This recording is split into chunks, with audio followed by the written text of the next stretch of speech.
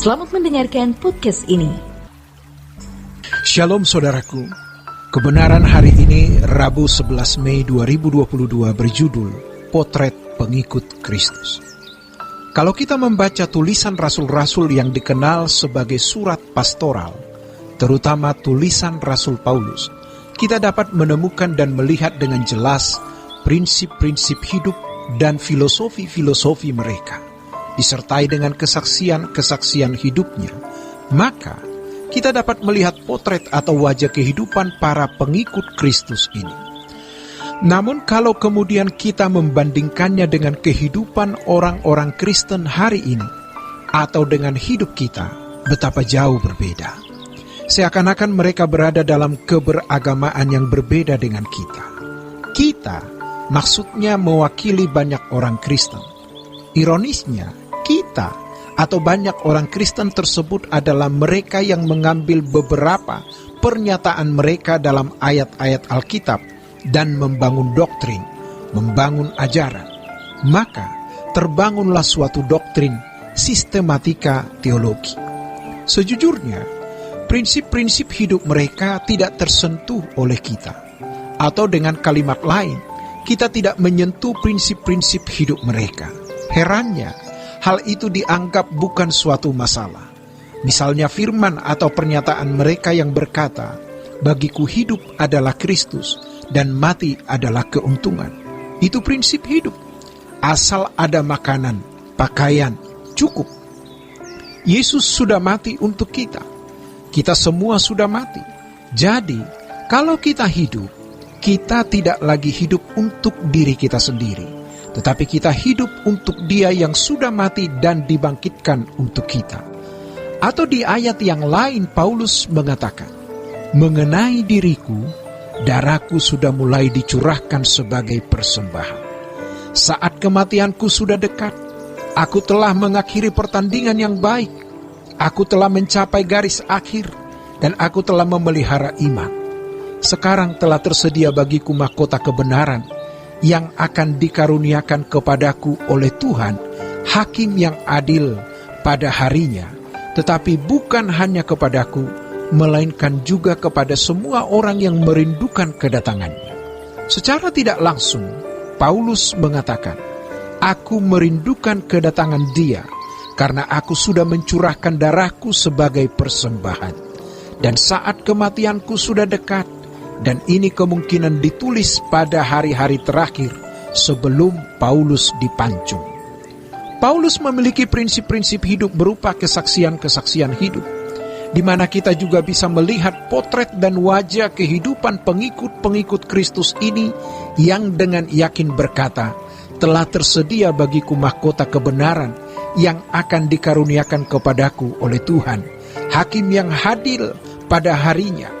Tetapi bukan hanya kepadaku, melainkan juga kepada semua orang yang merindukan kedatangannya." Namun pada kenyataannya, banyak orang tidak merindukan kedatangan Tuhan, tidak mencurahkan darahnya sebagai persembahan, tidak melakukan pertandingan dengan baik. Tetapi ketika meninggal dunia, ayat ini ditaruh. Ini adalah penipuan dan kebohongan. Kita pasti sudah sering membaca di media sosial, di kolom berita kematian, di mana ayat ini ditulis, "Aku telah mengakhiri pertandingan yang baik." Betapa jauhnya keadaan orang-orang Kristen sekarang ini, bisa termasuk kita dengan prinsip-prinsip hidup para tokoh iman pengikut Yesus yang merupakan standar iman Kristen yang benar.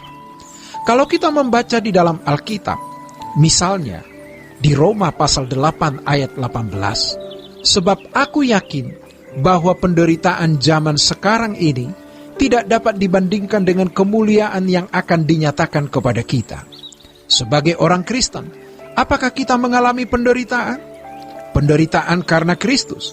Penderitaan zaman sekarang ini, zaman waktu Paulus hidup, tidak dapat dibandingkan dengan kemuliaan yang akan dinyatakan kepada kita. Jika kita membaca ayat sebelumnya, dan jika kita adalah anak, maka kita juga adalah ahli waris. Maksudnya, orang-orang yang berhak menerima janji-janji Allah. Janji apa? yaitu kemuliaan bersama dengan Kristus, yaitu jika kita menderita bersama-sama dengan Dia. Sejujurnya, apakah kita ikut menderita atau tidak? Penderitaan yang kita alami seperti yang dialami Paulus, penderitaan versi Paulus, penderitaan karena pemberitaan Injil. Ia bersusah payah membuat kemah, dan dalam kesaksiannya, uang hasil kerja tangan yang berat itu dipakai untuk ongkos perjalanan pelayanan Paulus dan pelayanan orang-orang yang bersama dia. Makanya dia bisa berkata bahwa dia punya penderitaan, dan penderitaan yang dialami itu tidak sebanding dengan kemuliaan yang akan dinyatakan kepada orang percaya. Sebab kita diselamatkan dalam pengharapan. Memang hari ini tidak ada faktanya, tetapi kita memiliki pengharapan. Pengharapan yang dilihat bukan pengharapan lagi. Sebab bagaimana orang masih mengharapkan apa yang dilihatnya. Tetapi jika kita mengharapkan apa yang tidak kita lihat, kita menantikannya dengan tekun. Ini prinsip hidup. Ini filosofi hidup.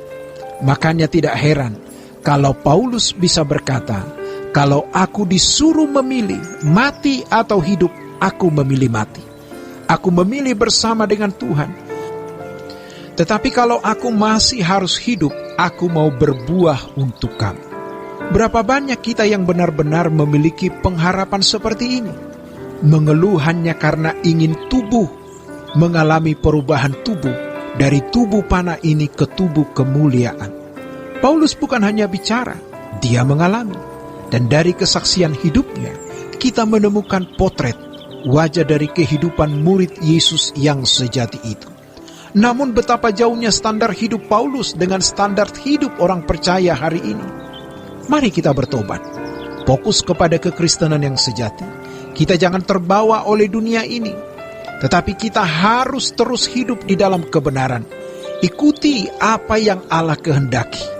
Demikianlah renungan hari ini. Tuhan Yesus memberkati. Sola Gracia.